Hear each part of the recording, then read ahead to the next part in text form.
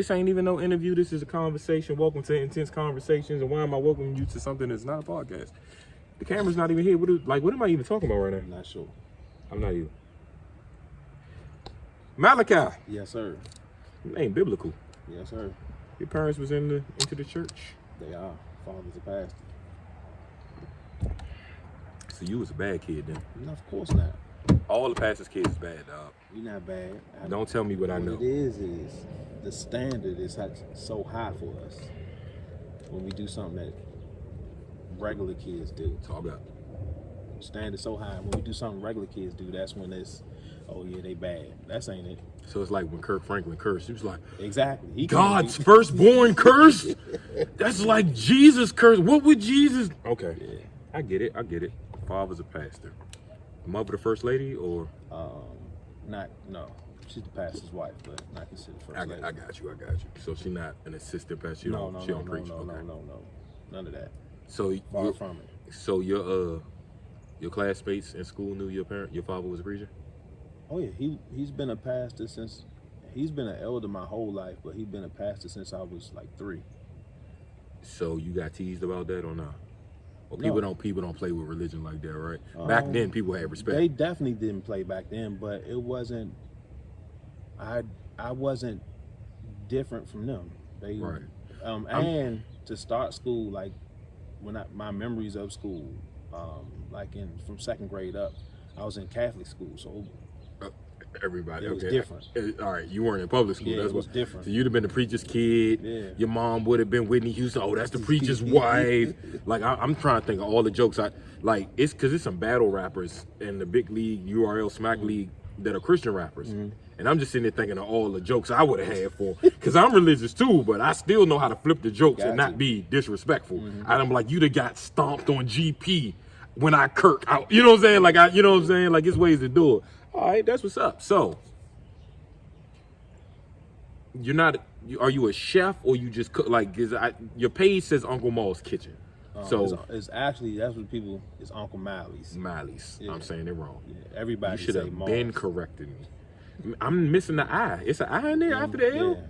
Yeah. Maybe because L-I-S. because the way the L is, L and the lowercase I, like they be, okay, all right. Uncle Miley's. All right. Because Malachi. Yes. And I was just like, why you being like, black people lazy, always want to shorten up and something. I was just like, Marlo, like, that's real short. That makes a lot of sense. Yeah, you could have corrected me on them lives, bro. You got me out here sounding, I don't like doing that, man. My name's simple, Maurice, and it gets said wrong. They be like Maurice and all. I'm like, what? Like, but even with more better, like white people say, they say beta and all. I'm just like, bro, like, what are y'all? All right, whatever. So the cooking thing, like, who taught you how to cook? My first introduction to cooking was definitely my mother, but my passion came from my grandmother, my father's mother. Of course. So my mother just told me yesterday she was disappointed in me because I don't know how to cook, right? Because we was talking about Thanksgiving and who made it, because my wife's sister came down from Houston. And she was just like, you good at a lot of stuff. Why don't you? Because I think when I was on the phone with my mother, I was telling my wife, I'm like, I want some grits. I want some corned beef hash. Like, I wanted breakfast yesterday, right? So end of the day, it's funny because I ended up in my mother's house to do something for her, and my mother ended up cooking. Okay. So I had breakfast, even though I had already had breakfast, I had breakfast food at like 1, 2, 3 p.m. yesterday. All day. So I had grits, corned beef hash, cheese, eggs, sausage. Like, she just made, you know what I'm saying? So yeah, what I grew up eating. All right, so with the cooking, so you're not a chef. I am. Okay. I graduated from Art Institute out in Roslyn. Okay. I went in there and did some time. Not did some time, bro. That's what it felt like. So I mean, technically, I guess for the chefs that put in a lot of time in technical school and all that stuff. So to them, I probably wouldn't be considered, because I did an 18-month program. I did it in 12 months though. Just cramming on. So you can't be a chef because you you did it fast? Well, some people, because you smarter than the average. some people like to do the Johnson and Wales and do the 4 years and all that. Okay. And, I mean, I got a certificate, but I mean, a college degree, whether you went to PG Community College or you went to University of Maryland, is a college degree. You know what I'm saying? Like, okay, So, all right. I went in there, got my stuff. Chef Malachi, Yes, nice sir. to meet you, sir. All right. So, grandma's cooking, and that would make me do it. My grandmother and my great grandmother used to make rolls for Thanksgiving. Like, I'm talking like from scratch. So grandmother calling them yeast because she can't say yeast to save her life. So I need some yeast, and I'm like slim. When I tell you they used to make extra batches because they knew we was gonna eat them the night before. Like we sneaking them downstairs, we eating them in the bathroom. Like no, we eating them joints every like dog. That was one of my things I got from my grandmother, which I perfected my version of it, and I haven't made them in a while because it's like I have to feel her presence to make them. Is sweet potato biscuits. I'm about to show you how gospel I am, right? You said you had to feel her presence, right? In my head, the presence of the Lord is like it's certain. You know how words with music you just trigger. Like that's all I heard. Like I probably be the best YouTube gospel DJ in the world. Like I really don't think nobody rocking with me. So since I'm going to jump around so much because this is how my mind works. Give me some favorite gospel songs, not even artist songs. Right now, song on repeat, Never Let Me Down. Who is it? James Fortune. Okay, I got a James Fortune story. All right, I gotta listen to this one because I don't think I've heard it. But I was at Carolina Kitchen. Sorry, I was cheating on your kitchen, but I was at Carolina Kitchen, and he was having a CD release or something or a signing, and I bought like 10 copies and just like gave it to people that was in there because I didn't understand why was people in there that didn't have a CD. I'm like, this is what you came for. Or did you just want to meet them? Like whatever. So being nice, bought the CDs, and like a year or two later, I seen him at a random airport. I was at a layover or something. Him and his wife was eating, and I was just like, yo, you remember me? I bought the CDs, blah blah blah. Like I said. Maybe I said 20 CDs I bought because I couldn't remember. He was like, yeah, you bought 10. I was like, you ain't got to humble me like that, bro. Like, I thought, because I've bought that many CDs for other people. Like Wale, every time he dropped the album, I bought 20 copies to give out. I'm like, this my man. He from home. I want to help the album. You know what I'm saying? So, like, that's probably why 20 was in my head. But he also used to work at Radio 1. So it was in Silver Spring at the at Praise. Okay. You know what I'm saying? So, you know, he follows me on Instagram. But it's a guy I was introduced to through his music name, Zacardi Cortez. Oh man. His son got this joint called Ooh How I Love Jesus, something like that. Like I used to play that joint on repeat and he got a song. He got a song with Tasha Cobb. James Fortune got a song with Tasha Cobb on his double disc album. And it's like 10 minutes long, because you know gospel songs be long. Like I watch the This Is the Gospel songs because it's done by the time I finish. You know, Tasha Cobb, she got one of them voices, dog. She's like different too. So it's a song now, and I always forget the girl name, and it's on my phone, and it's I'm so mad. I want to say JK in the car so bad with you will win, but it's not that.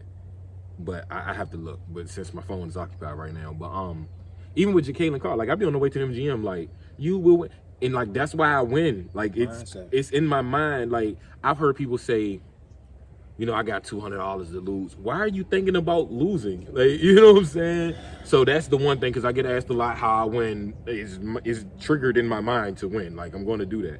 So I be winning this money, and I be doing these raffles. But you be doing these raffles for my cause. Not your cause, even though it's everybody's cause. It's really supposed to be a community thing, but set up grassroots to, you know, to be that way. Why? What's your why with the giving? Where that passion come from? It's something I say all the time. It's an analogy of you.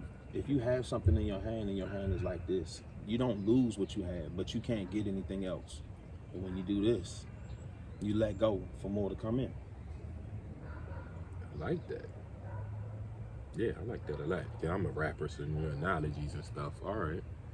So, with your business, I see you do like pies and cakes and raffles. Like, do you make meals too? Like to sell or? I do, but it's because right now I'm in a startup phase of I'm it's real difficult right now because I'm in the startup phase to fund the business for the business to be correct.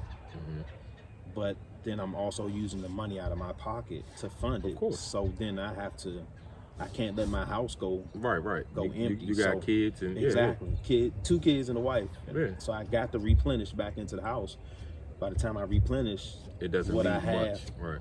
is not really what I need. Like, because I'm on course mentally, and this is why I set a whole new goal for this month to close out the year. Not a monetary goal, but a goal for what I want to do.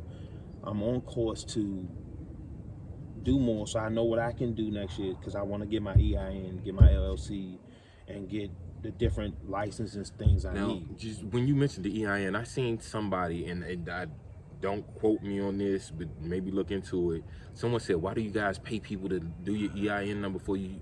You know you can go on the IRS website and do it like for free." Like, all right, so you're aware? Yes. Okay. Yes. I just be trying to pass on information when I come across it because I don't need it. I know my wife has a business, so she would know more about it. But it's just sometimes something will happen, and then 2 days later that same topic come up, and I'm like, God wanted me to share this information. You know what I'm saying? So I'm passing that on. I don't know how much things cost though. So I seen you talk about, all right, so the $5,000 I'm giving away for Christmas. You said if you win, you buying this double stack oven. Immediately. What does this double? Does this allow you to make 4 cakes at a time? What happens? It does. So like example, last week I'm up to, because of my job, I was going in at between 5:30, 6 in the morning, getting off going to do the kids and all that, the family stuff. But I wasn't going to bed until like 2, 3 in the morning because I had to cook 3 pies at one time. Then I had 2 cake orders. I had to cook 1 cake at a time. The other cakes or the brownies, 1 at a time. With the double stack. And you got orders, but that's going to take a lot of time. Exactly. Right. So with the double stack, in the top oven, I can already put in a cake, whatever I'm going to put in the top. But the bottom of this particular oven, the heating element is in the back, not at the top of the bottom, and it's convection, so it's blowing the air around, which will help everything cook evenly, and I can put shelves of stuff in it. So like, I mean, my stuff is bigger, so I might only be able to do a cake in the bottom, cake in the top. But if I do my brownies, I can put like 3 levels of brownies in it. If I do my sheet tray of cakes, I can do the 3 levels and not worry about it. I got you. So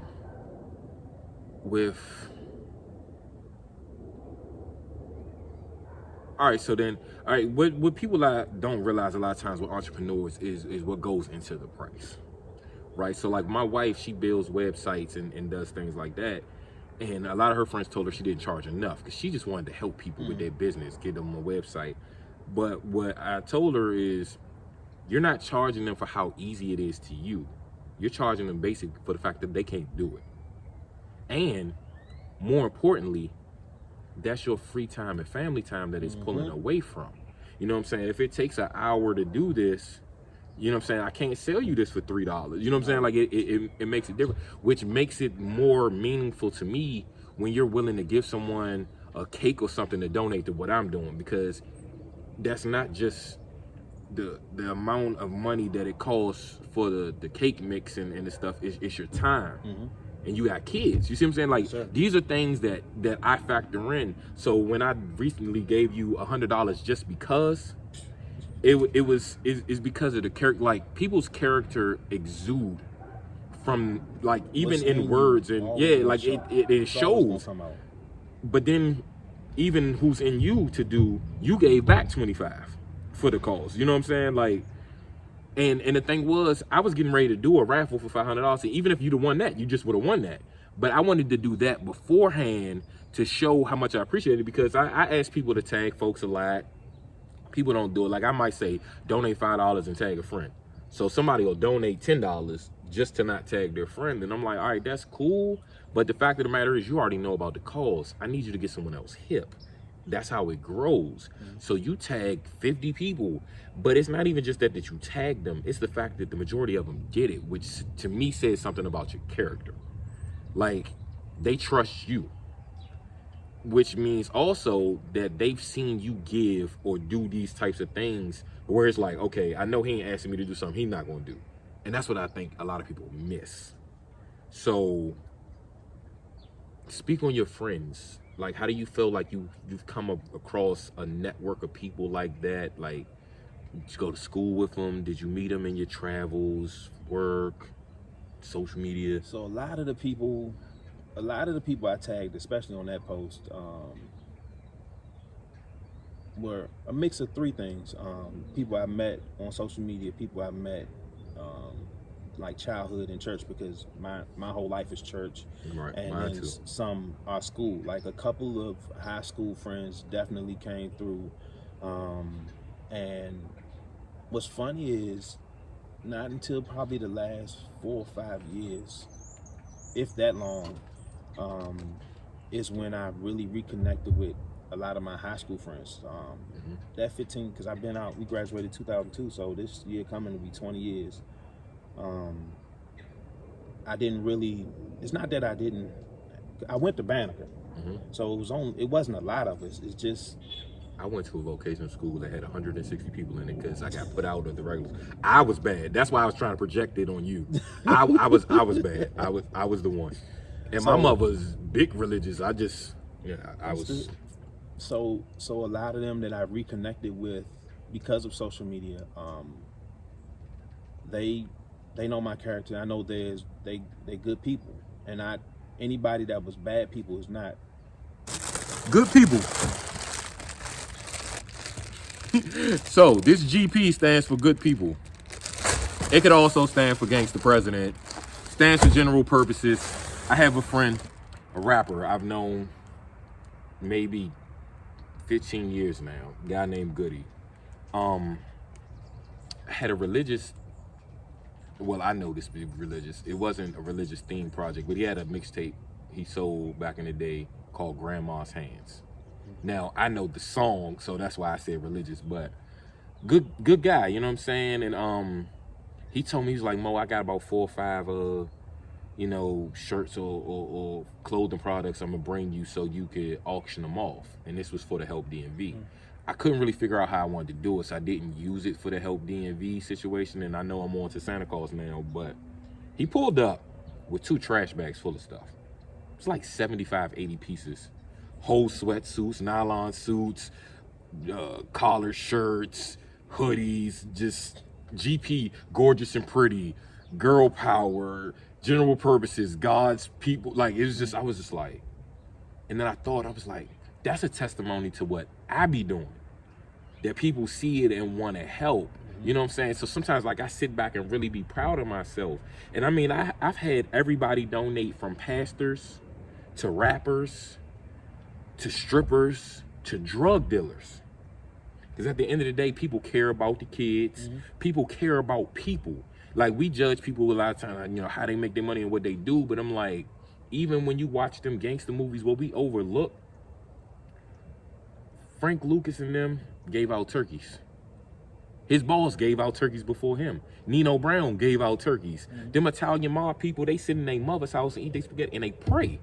Like, it's not lost on people the good morals and like, when I grew up, this drug dealer used to tell that kid that could play basketball, hey, look, you can't hang out here with us. You got a whole nother route. I might buy you the shoes to keep you from coming out here trying to sell drugs to get it, because you can make it. And you can, you know what I'm saying? Once around here, a guy told me, he was like, Mo, everybody be telling me about what you do. Like, hey, I'm proud of you. This was a dude that used to be around here that had the cars, had all that. Like, I knew him to be about that life. That almost meant more to me than to hear some adult or parent even maybe say, I'm proud of you. Because, we the allure of the game, and we looked at these people, and, we watched the Paid in Fulls and all these, and you wanted these things. So for that guy that I thought was the man when I was younger, even though I work a government job at different things, but I'm just like, it just meant something. You know what I'm saying? The way we're raised and how, you know what I'm saying? So it meant something to me. But that's why with what you doing, because I seen a few days in a row you might have gave $1, you might have gave 3, then you gave 7. I was like, this is a portion of something you just sold. Oh yeah. It had to be a percentage, like, because the numbers were too, you know what I'm saying? And I'm just like, I knew that. Like, I'm not even asked. Like, I knew, you know what I'm saying? So I'm just like, for somebody to be trying to start their own business and push their own thing, like, to do that, like, I'm appreciative and I say thank you, but it's commendable. Like this, what I'm saying coming from your father may mean what it means, but from a peer, I feel is different. You know what I'm saying? Because we be young black men and we be getting stereotyped about so much other stuff. And I'm like, young, we really be doing things. Like, I had to sit down and think. I was like, this is year 11. I'm 39. I started this at 28. I'm just like, you know, I won a gospel award at 25. And I thought about it when I looked at the year on the award. I was like, I had my mind in a place to make a gospel song at 25. You know what I'm saying? Like, I don't feel like we give ourselves enough credit sometimes for some of the stuff we do. You know what I'm saying? Like, to have the heart to give and have a family. You know what I'm saying? You could be, that's not even selfish. That's just being responsible to take care of your own. You know what I'm saying? So, thank you. But talk, because this ain't no interview. So. Just speak on life. Talk on what you want to talk about. So, yeah, you watch football on Sunday. Who's your favorite NBA team? Let's talk about something random. Well, I'm into the Lakers right now because of LeBron. I'm sorry to hear that. I'm really sorry to hear that, bro. So my home, I definitely represent for Wizards, but they're fun to watch right now. Yeah, I'm a fan of LeBron. So I grew up a Utah Jazz fan because of John Stockton. I'm not gonna say like I don't trade teams like other people, so I'm a Utah fan, but I probably watch more Wizards. Well, because I can see all the Wizards games as home team, but. John Stockton, I've always said, like, me and him the same person. John Stockton shot 50% from the field. He got his own shot. His thought was pass first, pure point guard. And I'm like, hey, I'm being pure. I'm from PG. You know what I'm saying? The point guard. And then I'm just like, even I was that way with rap. I was trying to help people get on or do whatever I can do to help. I can rap myself.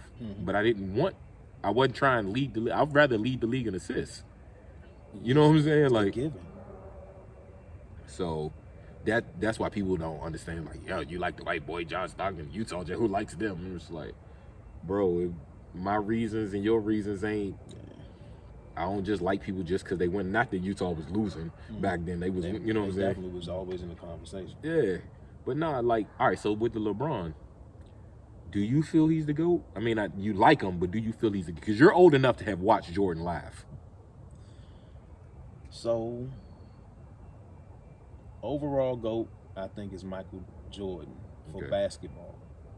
But overall, for what he does on and off the court, is definitely LeBron.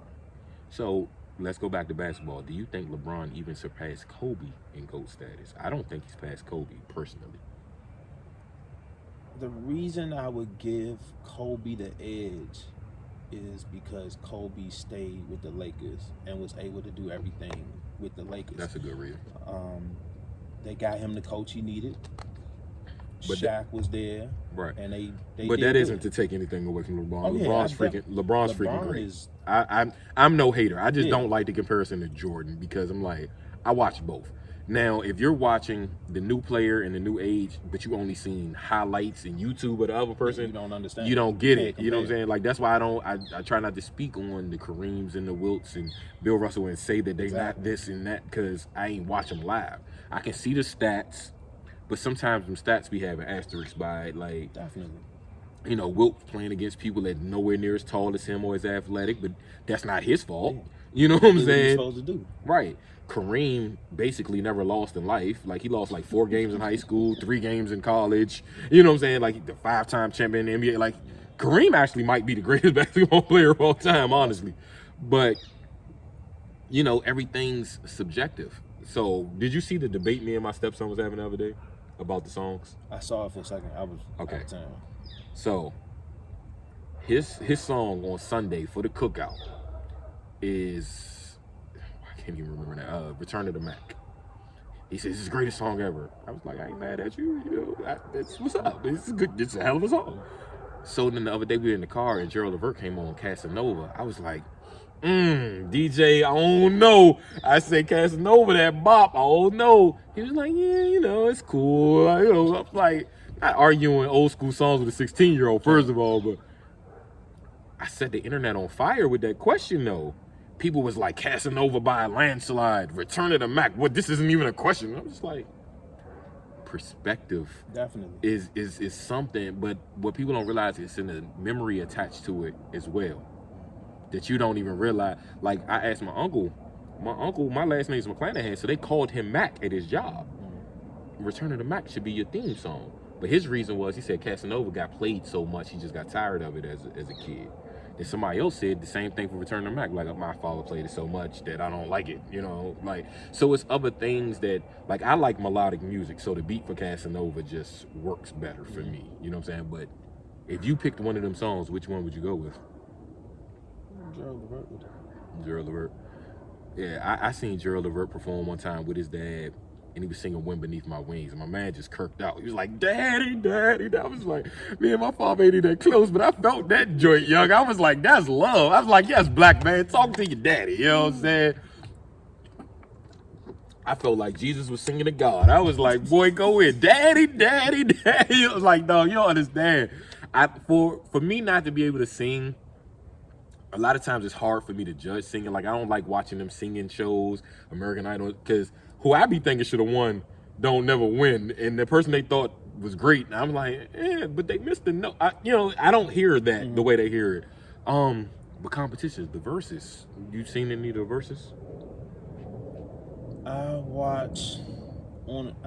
haven't watched the complete one. You seen versus, any of the Locks versus? No, because I'm not a. It was just a great performance. It wasn't even about the songs with Dipset. The Locks, just the cohesiveness. They performed together a lot, so it just even though I probably preferred the Dipset songs, I knew how it was going to go because it was a performance thing. They weren't just pressing play on the songs; they were performing it. So I was like, yeah, they're going to lose. You know what I'm saying? So I didn't watch the old school joint the other day, Shaka Khan and yeah. But I see the memes. I know what happened, and I was like worried about that. Yeah, it's a little. Yeah, it was like Stephanie Mills. You might have to save Shaka's life. Like I don't know what happened, man. You should have seen. I don't know if you seen the gospel one when it was Kirk Franklin and Fred. Bro, we needed that. I saw most of that. So they used to have this thing called the Gospel Explosion in Atlanta, and I never got to go to it. And then it's like they stopped having it, and it used to be everybody. Like it'd be Kirk, Yolanda, Fred. I'm like, bro, like why am I not like? So gospel music's the only thing that can make me cry. Okay. I don't know why. I don't be trying to be super tough. Like my stepson says, my tear ducts doesn't work. I don't know what it is about me. So even at my father's funeral, he came over to me. He was like, "Oh my God, your tear ducts do work." I was like, "For real?" He was like, "Yeah, you had 2 tears in your eye." 2 though, right? My father's funeral. He's like 2 tears. I was like, it was 4. You couldn't see the other side. You know what I'm saying? It was like we laughed about it, but I was like, bro, I don't. But gospel though. Touching. I will lose it, Slim. Like really boo-hoo. And I'm just like, you're supposed to cleanse like that.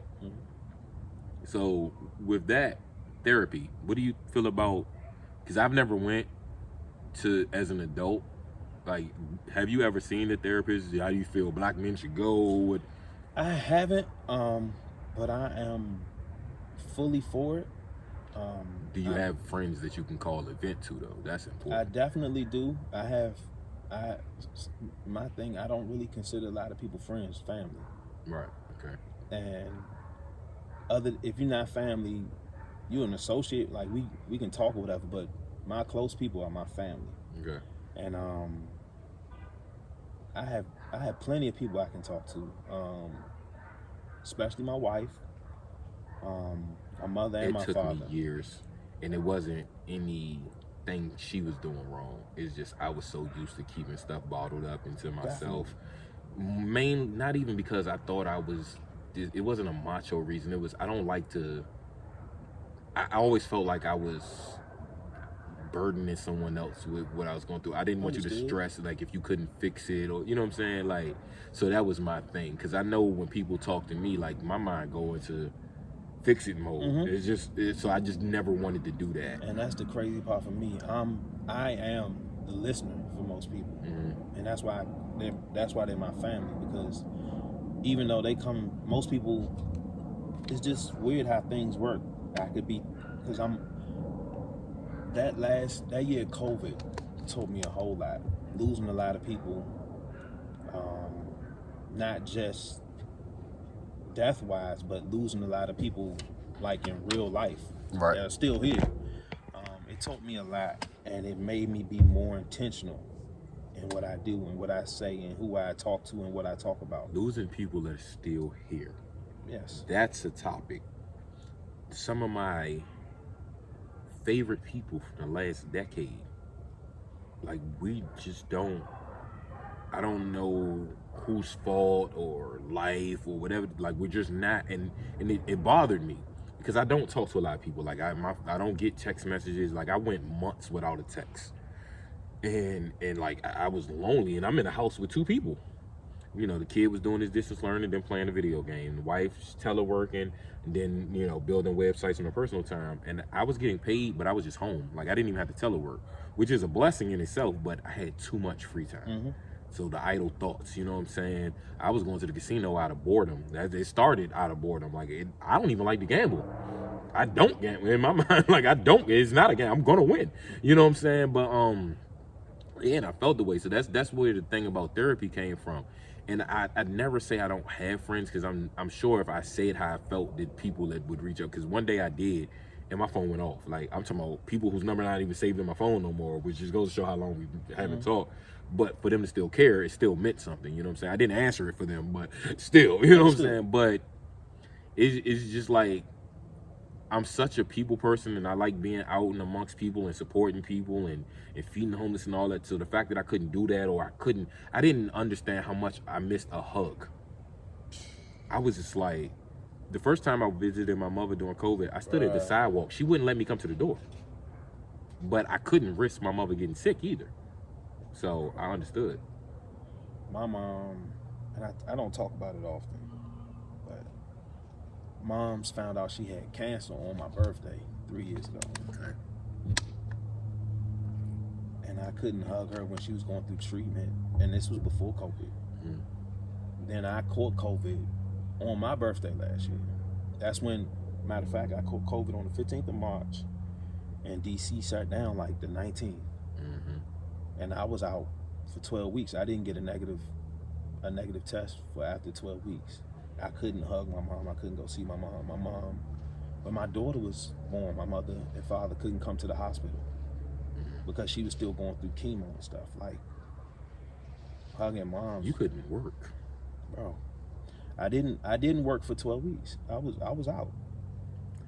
That is why Help DMV exists.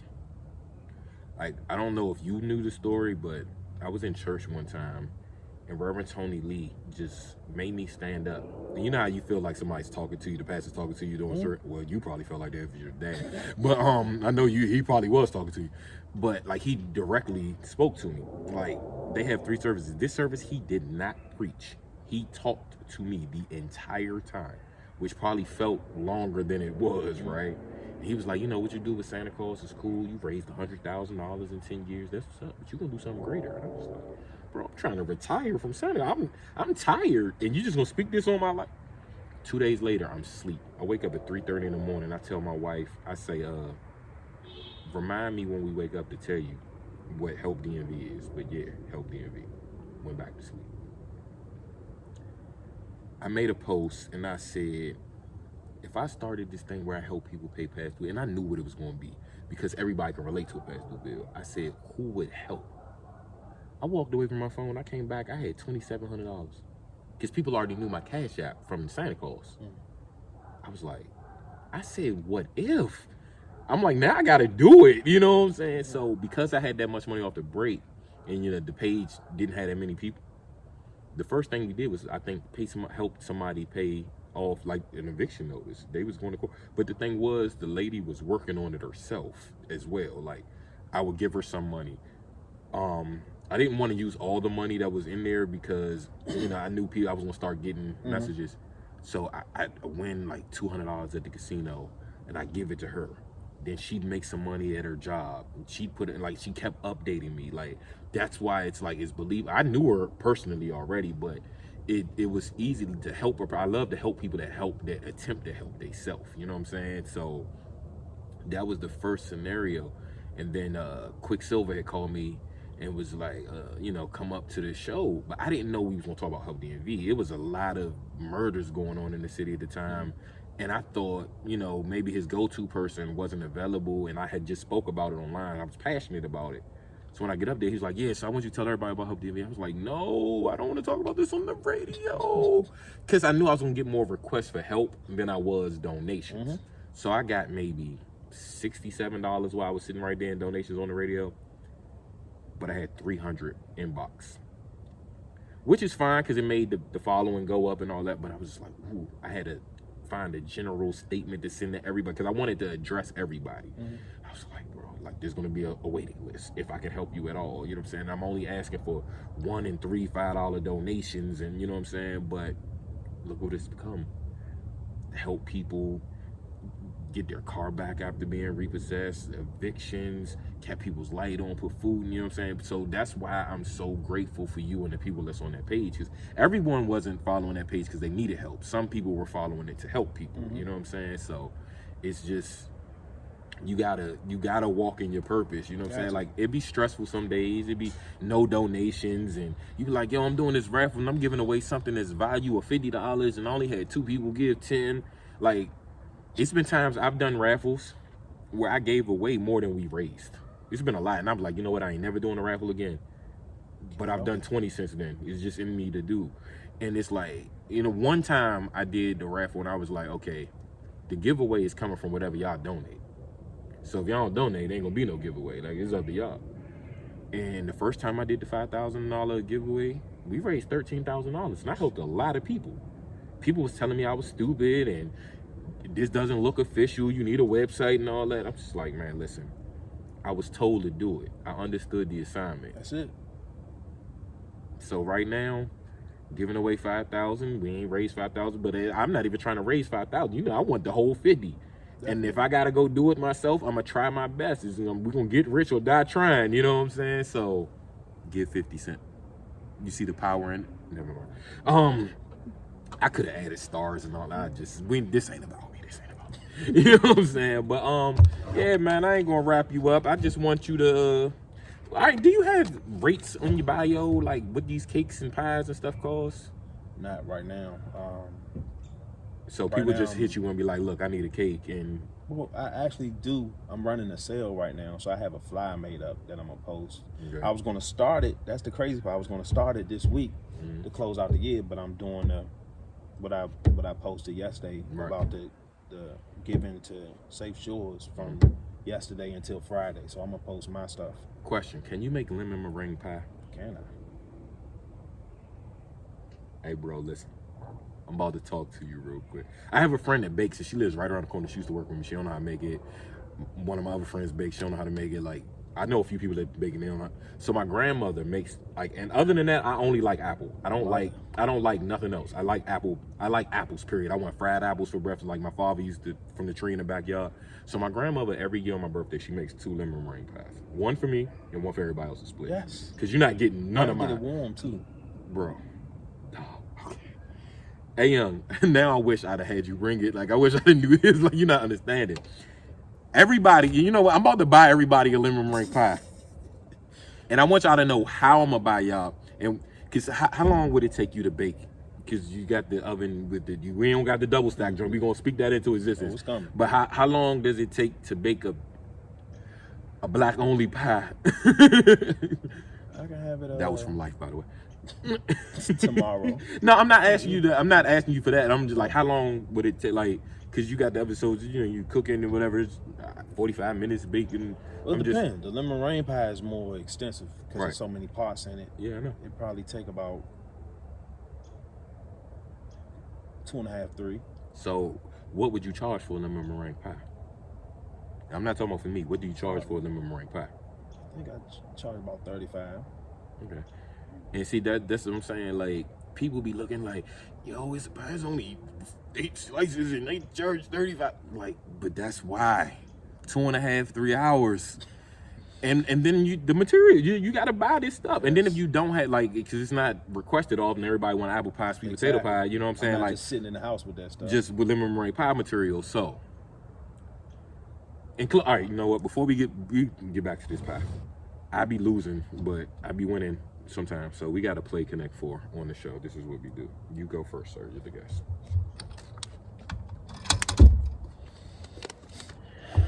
Let's get it. So what's your favorite pie to make? Sweet potato. I don't eat it, but I was going to ask you that. The look and result I get from people eating it makes me love making it. Got you. So what's your favorite pie to eat? Lemon meringue. That's why I know you're gonna make it with love. I already know you. That's why I tell people, when you do something for me, you gotta do it with love. I don't even want it otherwise. You got too many possibilities. I'm playing defense over here, and I don't like this. I don't like to play defense, dog. I mean, you just messed up the one offensive move. Okay, all right, okay, smart Alec. All right, okay. You know, there was a commercial when I was younger that said, Game. and then he won. Okay, I be losing too fast on this. I don't even want to play the second game. I normally play the second game.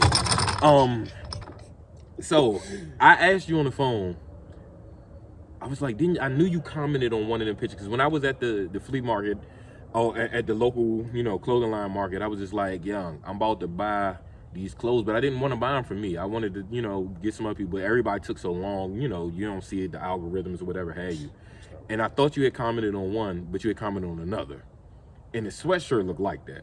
It happens to be the sweatshirt that I have on. So I asked you what size you wear, which happens to be the size that I have on. So this is the type of person I am. This is now your sweatshirt. I appreciate Bro, that. this is your sweatshirt. I don't even know if it's the price. This is the real price, because it was very reasonable. Look, this joint is thick. Feel this. Yeah, I see. Shout out to the museum. This joint feel like a jean jacket, right? Like this is a denim coat. Yeah. So this is yours. And it was a real reasonable price. I don't know if it was a Black Friday sale. It was a pop-up sale. But shout out to LeGreg and them. I know you since the Board of Administration days with Wale. You know what I'm saying? You said you loved my writing, and I was offered a job, the A&R and all that. I turned it down for my reasons, but, shout out to the squad. But I do want everybody else to get these lemon meringue pies, though. Like, look at me.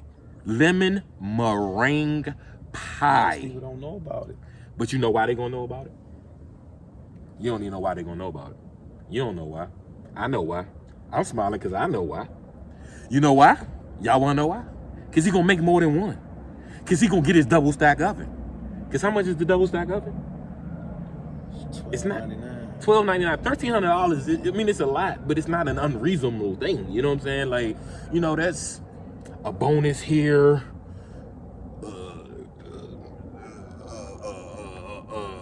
You can go to the old ladies bingo and roll your pants leg up like LL Cool J, get a little bit of money there. Or